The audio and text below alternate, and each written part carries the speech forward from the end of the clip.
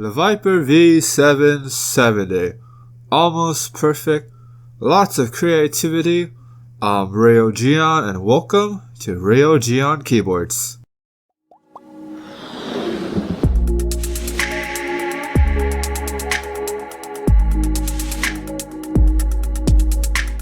I love the dark silver finish on this keyboard. When the light turns off, it looks stealthy and sexy. It has a mixture of both dedicated buttons and functions being bound to the F keys. Because this is a plus size keyboard with features filled to the brim. The layout is standard, which is great because it makes it easier to find keycaps replacements for if you're into the modding scene. I really dig the font of this keyboard because it's more professional, and if it wasn't for the logo and the cable, I would say this is a pretty office friendly keyboard. It has a bank of macro keys, which is nice for those that plays MMOs or edits lots of videos. The floating design also makes the keyboard easier to clean, and I really dig the look. I feel like the keyboard could have been slightly smaller if they cut out the extra edges. I like the design, but if you want a plus size keyboard and you have limited desk space, this one might not be the one you're looking for. A personal issue that I used to have with this particular brand is that the first keyboard I bought didn't work, but they fixed the issue with the later one, so it was fine. I think this new version should work out of the box, at least for me it did this time, so I don't think reliability is an issue, but comment down below if you have a similar experience to me. If you're new to the channel and haven't subscribed yet, then hit that subscribe button, turn on notifications for the latest content. This keyboard uses Kailh red switches, and to be honest, I couldn't tell the difference between this and the Cherry MX reds. Usually with clone switches, it's easier to tell if it's a clicky switch because of the sound it makes and the inconsistency. If it's a non-clicky tactile switch like the Cherry MX brown, then it tends to be stiffer. With the red clone switches, they did an excellent job because if I were to put into a blind switch test, I wouldn't be able to tell the difference between this and Cherry MX red. It uses a clear switch housing, which I like, and the light is placed on top of the switch instead of inside the switch, but I think there is a protective coating on the lights, so it should be fine with the life of the lights. In terms of the life of the switch, I would say they should be able to last as long as the Cherry MX switches because the company has been around for a long time now, and if they're constantly making bad switches, then I don't think they would be in business. If worst comes to worst, you do have a 2-year warranty on the box, so you might want to check out what that warranty covers before making the decision. This keyboard uses Kailh stabilizer, which is much harder to take out and clean or replace, but at least it has the open design, so it's not the worst combination that I have dealt with. In order to take out the longer keycaps, you have to carefully remove the metal wires, and if you plan on replacing the keycaps, then there are these little plastic pieces that you have to carefully remove as well. Just be careful because those pieces could be pricey to replace if you break them. The Kailh stabilizers are not all bad because it feels crisp to the touch when comparing to the Cherry stabilizers. So if you plan on taking out the longer keycaps, then you should be going with the Cherry MX stabilizers. But if you don't plan on taking out the longer keycaps, the Kailh stabilizers are great. The keycap is the typical thin ABS keycaps that comes with most mainstream gaming keyboard. The thing that I really like about the keycaps is the font, but I know that there are people that would prefer a more gamer style font because it is a gaming keyboard after all. I still don't know why, but these keycaps, or it could be the switch, is giving me faster finger fatigue. Usually the red switches don't tend to give fast finger fatigue because of how light the switch is, but personally I experienced the same amount of finger fatigue as I did with the V760. I think it's only me that's having this issue, so I'm sure that you won't be having the same experience, but if you do, comment down below and let me know.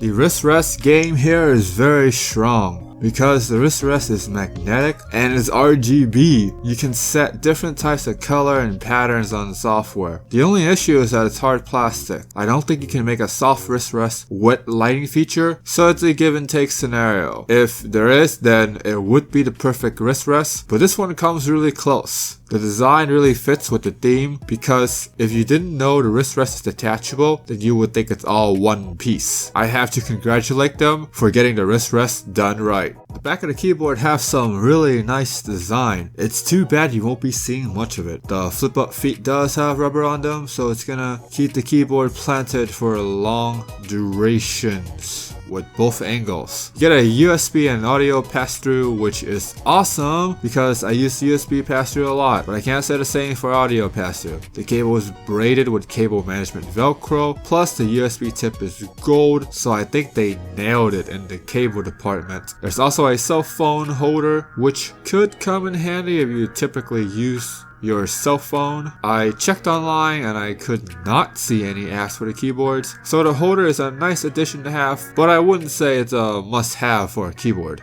The lights shine very brightly at night, and that really cool thing about this keyboard is that you can almost set all of its lighting features on the board without having to use the software. Also, there are 5 lighting profiles. If you want to save your settings to certain profiles, it will save it for you without the software. The one thing I wish they could change is making the top buttons RGB as well. I honestly think with a software update they could fix this problem. They did it with G-Skill. It's a different company, but it definitely can be done.